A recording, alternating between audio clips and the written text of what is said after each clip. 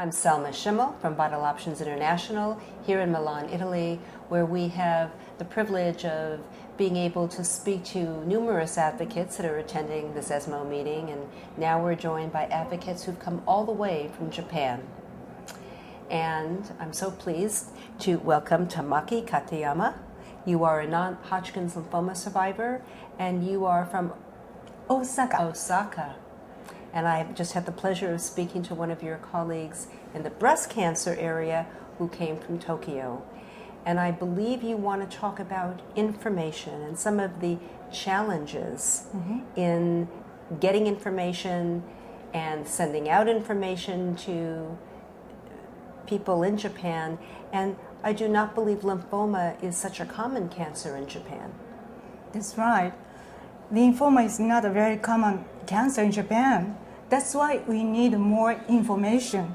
And when I went to visit the United States, that was 3 years ago, Atlanta, I visited one hospital and I was surprised to see so many booklets, brochures written about lymphoma, published by patient support organizations in the United States.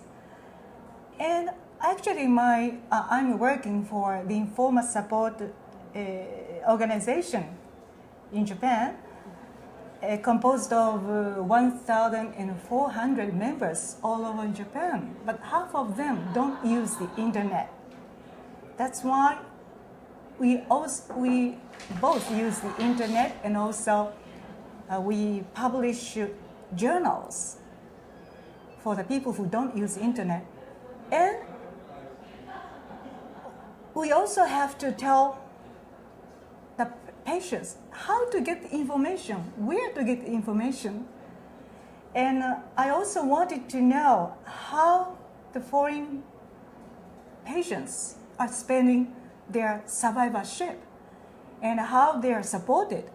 That's why I tried to get information of the activities in the foreign countries. And my group is a member of the Lymphoma Coalition. It's an international organization for the lymphoma patients and families. When were you diagnosed? When was your diagnosis? That was 1998. And I got recurrent lymphoma in the year 2000. Which explains why you are very committed to this initiative. Right. At that time, it was really hard for me to get any information written for the patients about lymphoma. That's why I thought this is what I have to do. How do doctors in Japan feel about patient advocacy and more patients having information and then coming to the doctor with questions that maybe the doctor didn't have to deal with 10 years ago because patients were less informed? Because of your efforts, patients have more knowledge. Do doctors like that, or are they not so happy with the informed patient? Well, as for the hematological doctors, they are very friendly with us. They are interested in giving information, and they're giving lectures, education to the patients. Because, the treatment for lymphoma and leukemia, it's a very long chemotherapy. We need a friendship, cooperation. And the doctor thought they should have the students study more, get the information much more about their disease. Are your efforts to educate Japanese people about lymphoma, are you starting to feel that it's getting better? Yes, getting better every year. Not only my group, but also some other groups are cooperating with the doctors to give seminars to the patients in every part of Japan, not only in the big cities, but in some cities too. And, we have many lymphoma survivors in Japan, and they are eager to learn more because some type of lymphoma patients, they are very scared of recurrence, and they need more information, especially about the new treatment, the information about the clinical trials. We heard about the social stigma of breast cancer. Is it the same type of stigma for lymphoma? Oh, yes.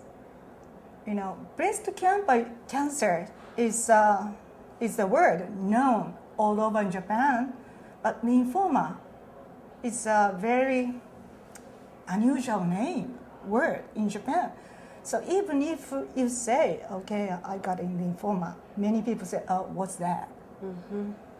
But to tell the truth, when I was diagnosed 12 years ago, I felt very isolated.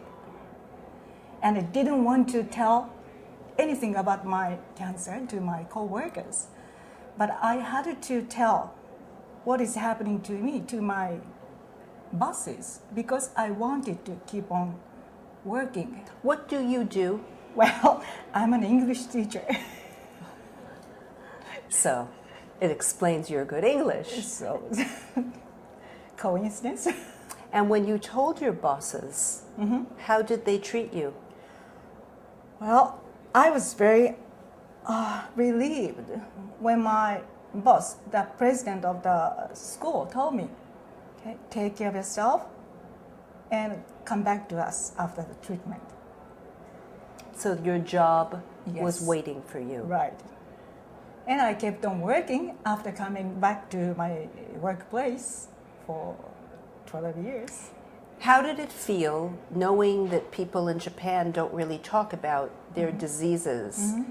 To be able to say, I have lymphoma, now I'm a survivor of lymphoma. Does it feel good and powerful for you to be able to say, this is who I am? Yes, but the patients are eager to talk about their cancer with the people who have walked in their shoes. Which is the whole purpose of the advocacy movement. So my last question is, what can we as Americans do to help you? Well,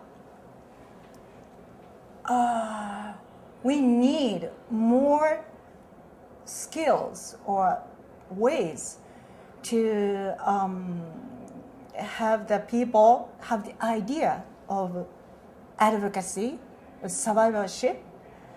And, America is a leading country in this field.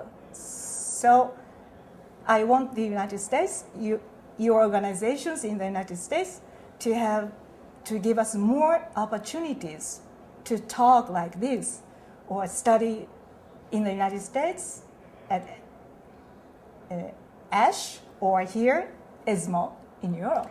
So Tamaki, the message you're going to take away from our time together is that you have a communications partner with Vital Options International. And if we can help all of you reach your goal, we would be a very, very happy partner, because I believe in everything you're saying, from one survivor to another, different types of cancer. The global effort is what will make research, clinical trials, and hope go forward. Yes. Thank you for your courage and for sharing your story and efforts with us. Thank you for you too. You're welcome.